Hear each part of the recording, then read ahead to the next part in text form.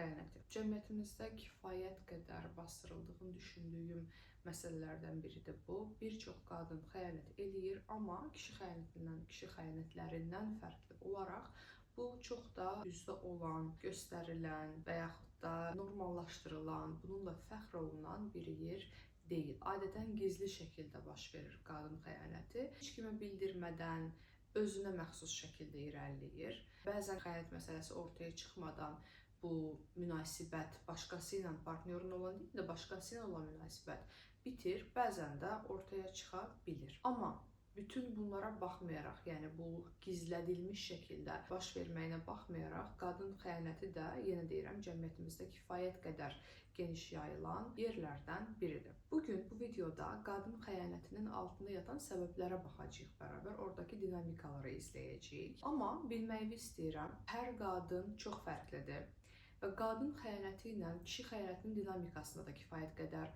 fərqlər mövcuddur.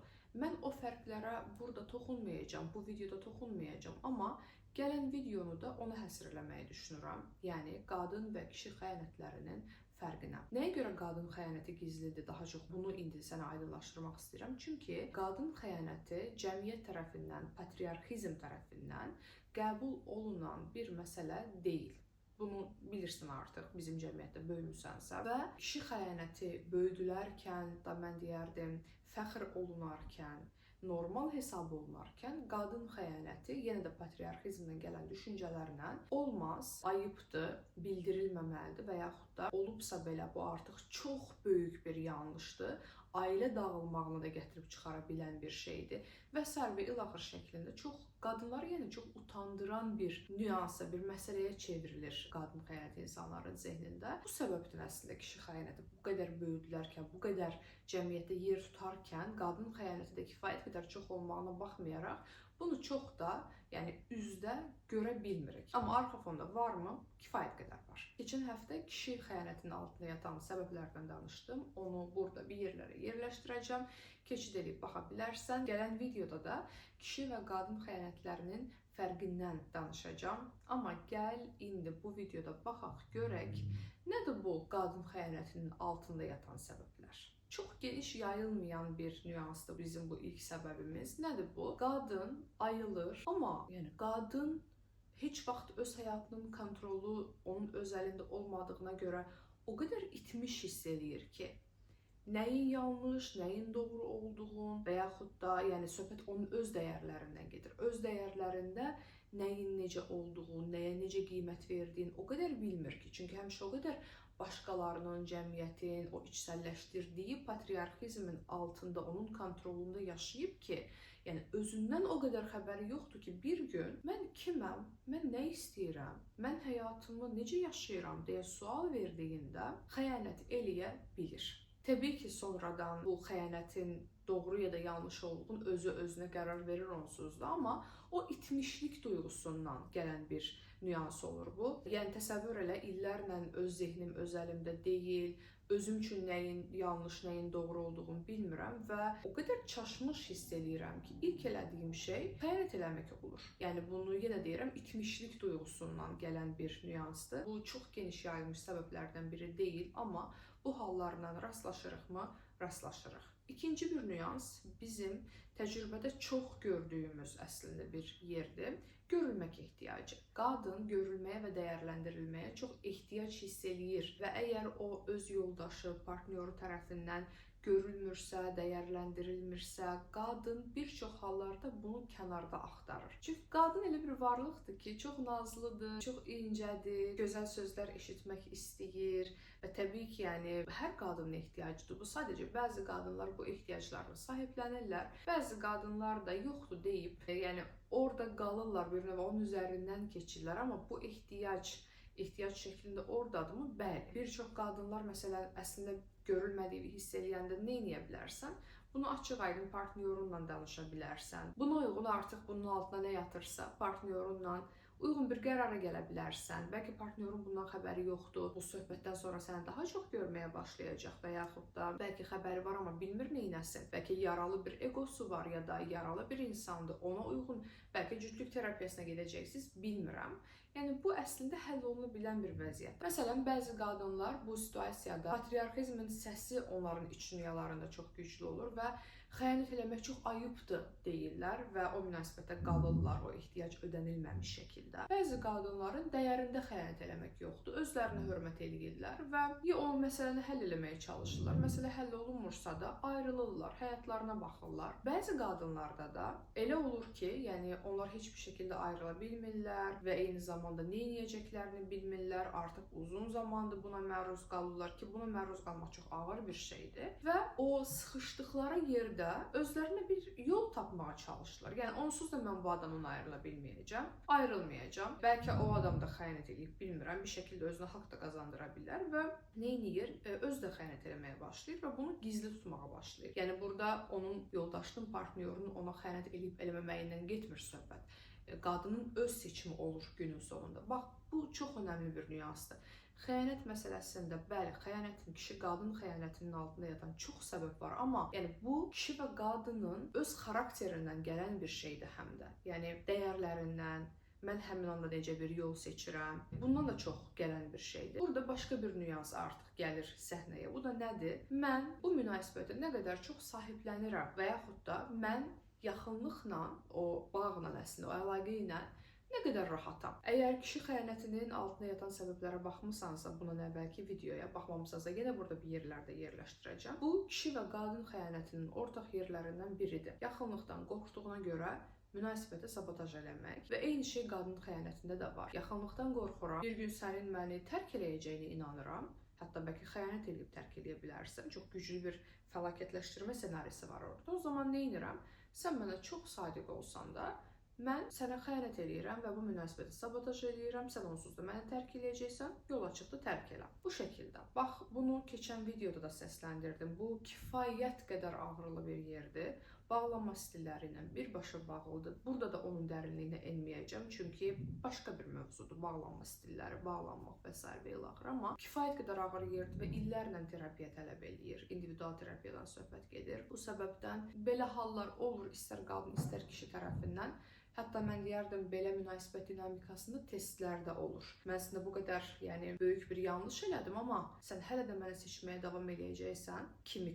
Burada qarşı tərəf buna necə reaksiya verir, bu artıq tamam başqa bir məsələdir və bu videoların heç biri, bu videoda, keçən videoda xəyanəti dəstəkləmək üçün deyil də anlamaq üçün. Çünki biri sən xəyanət edir və anlamır niyə xəyanət edir. Kişisi də, qadını da əslində və özlərinə səbəblər gətirirlər. Məsələn, kişi deyə bilər, hə, okey, çox adam xəyanət edir, normalda mən də edirəm. Qadın başqa bir şəkildə ifadə edə bilər. Deyə bilər ki, hə, bilmədim, belə oldu. Kimi, yəni günün sonunda heç başa düşmürsən sən niyə xəyanət eləmirsən. Bu videolar niyə xəyanət elədiyini ya da bu ehtiyacın hardan gəldiyini anlamaq üçündür. Yəni o hərəkəti anlamaq üçün. Bax, bu düşüncə qismidir, amma anlamaq hərəkətin özünə haqq qazandırırmı?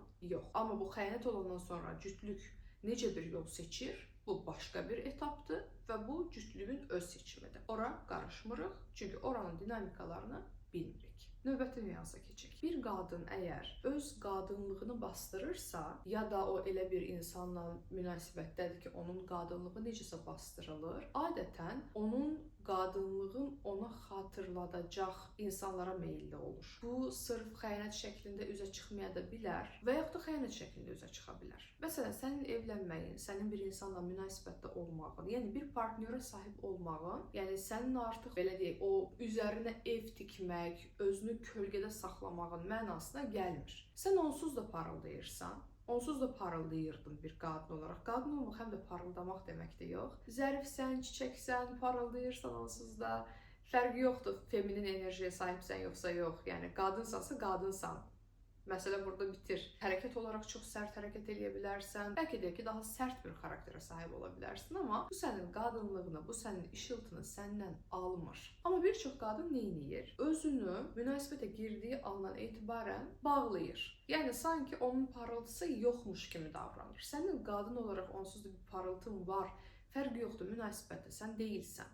Və sən o parıltını bastırdıqca münasibətdə də bir növ onu özün də bilmədən, bax bu şuurlu yerlər deyil, bunlar şuur kənarından, hisslər diyarında baş verən yerlərdir. Münasibətə belə təsir eləmiş olur. Yəni sən bir növ əslində namuslu olmağa çalışıb o patriarxizmin səsi ilə özünü bastırırsan və ondan sonra psixologiyan sənin o yanlarını ortaya çıxaran insanlara yönəlir. Və yenə deyirəm, bu bəlkə ola bilərsən harasa gedirsən və istər-istəməz diqqət səndə olur və sən buna müqavimət göstərirsən ki, niyə belə daxil mən münasibətdəyəm və bu səfər daxili toqquşman olur özün öz daxilində. Ya da kim ki sənə maraq göstərir, o insanlarla özün də istəmədən əslində, bax burada bir daxili toqquşma var, bir tərəfdən özünü bastırırsan, olmaz deyirsən, o patriarxizmin səsi. Digər tərəfdən sənə özünü, qadınlığını, o işıltını xatırladan insanlara doğru çəkilirsən. Burada xəyanət baş verə də bilər, verməyə də bilər, amma qadınsansa işıltını bastırmaq da xəyanətə gətirib çıxara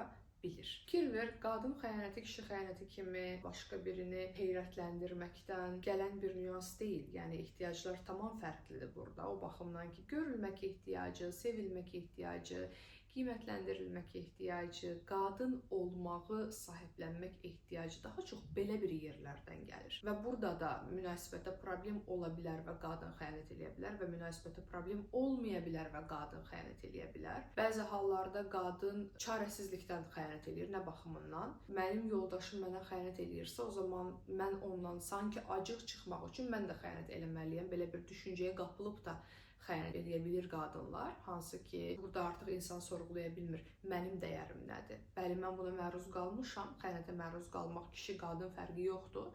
Utanılacaq, ayıb bir şey deyil. Çünki o hərəkəti sən eləməmisən, qarşıdakı insan eləyib. Bu, o insanın məsuliyyətindədir. Amma yəni, xəyanət olunub deyə mənə, mən də gedim xəyanət eləyim, bu əslində sağlam yanaşma deyil. Bir şeyə məruz qalmısansa, bu çox ağırdır, çox yaralayıcı bir yerdir. Yəni, əslində o duyğulara tab gətirə bilmirsən, o sənə çox ağır gəlir, çox yaralı hiss edirsən deyə gedib xəyanət eləməyə ehtiyac duyursan. Amma xəyanətə məruz qalmısansa, yenə deyirəm, bu çox yaralayıcıdır. Terapiyaya get, individual terapiyaya get və bunun üzərində işlə. Çünki bu səninlə bağlı olan bir yer deyil. Yəni xəyanətə məruz qalmısansa, burada söhbət bu videoda kişilərə müraciət edirəm əslində. Son olaraq da bir nüansa diqqət çəkmək istəyirəm. Əslində bütün bu ehtiyaclar bir yerə bağlanır. Bəzən insan qarşısındakı insana heç aşiq olmaya da bilir. Amma onun yanında olmaq o qədər fərqli hiss elətdirir ki, yəni ona özünü xatırladır ki, onun ehtiyaclarını ödəyir ki, qadın o münasibətdə qalmaq istəyir. Burada zehninə sual gələ bilər ki, yəni cinsi əlaqə burada necə bir rol oynayır? Çox rol oynayır. Adətən elə bir mif var ki, kişi xəyanəti daha çox cinsi əlaqəyə yönəlikdir və qadın xəyanəti deyil. Amma bu belə deyil. Cinsəlliyin bastıran qadınlar var, heç xəyanət eləsin ya da eləməsin. Bir də cinsəlliyin sahiblənən qadınlar var. Orada artıq vəziyyət bir qədər fərqlənir. Yəni xəyanətin içərisində cinsəlliyin bastırmamısansa, onsuz da oradasan və yaxud da cinsəlliyi bastırmısansa, orada fərqli bir günahkarlıq duyğuları gələ bilir. Amma bunun özünün, yəni xəyanətlə bir əlaqəsi yoxdur. Cinsəlliyin bastırılıb bastırılmamaqla əlaqəsi var.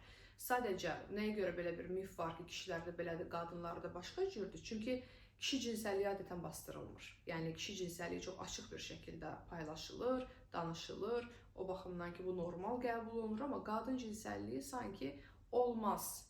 Yəni bir qadın hamilə olduğunda belə az qala hamilə olduğunu gizlədir. Yəni hamiləlik cinsəlliyin əsasında olan bir prosesdir, nəticədir, yəni günün sonunda, düzdür. Amma bu belə gizlədilir. Niyə? Çünki sanki qadınlar cinsəlliklə məşğul olmurlar. Yəni bunun xəyanətlə əlaqəsi yoxdur da, bastırılmış ya da bastırılmamış cinsəlliklə əlaqəsi var. Qadın xəyanətində də cinsəllik çox ön planda ola bilir. Belə, mənim bugün səndən danışmaq istədiyim nüanslar bunlardan ibarət idi. Hələ ki zehnimə səndən paylaşmaq istədiyim başqa bir şey gəlmir. Sualların varsa yaza bilərsən, bunu cavablayaram. Bəlkə bunlar haqqında başqa bir YouTube videosu çəkərəm. Növbəti YouTube videosunda isə kişi və qadın xəyanətinin fərqlərindən danışacağıq. Bugünlük bu qədər. Özünə yaxşı bax, gözəl həyatlar.